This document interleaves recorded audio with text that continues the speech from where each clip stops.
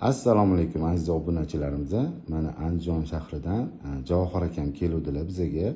16 kun avval soch ko'chirib o'tkazdik. Bu mana oldilariga mana belgilab qo'ygan joyimizgacha ekkanmiz. Bu shu 16 kun oldin holatlari mana hozir 16 kunlik holati chiqqani. Bu xudo xolasa 8 oy 1 yilda o'ngga chapga taralaydigan holatiga keladi. Javohir aka, operatsiya jarayonlarida og'riqlar bo'lmadi? Yo'q, bo'lmadi. Men hozirga chiqqan sochlarga nima deysiz? Nima keladigan patsientlarga nima maslahat berasiz? Maslahatim kelishsin.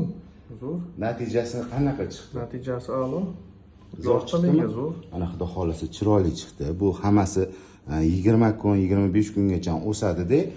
1 santimetr bo'lgandan keyin sekin-sekin sinib to'kiladi. Birinchi etapi esingizda qolsin.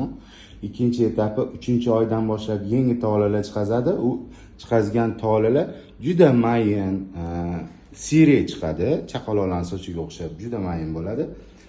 Keyin sekin-sekin oyma-oy qalinlashib boradi. Xudo xolasa o'ngga chapga taraladigan holati kimdadir 8 oyda to'lov yopiladi, kimdadir 1 yilda to'lov yopiladi.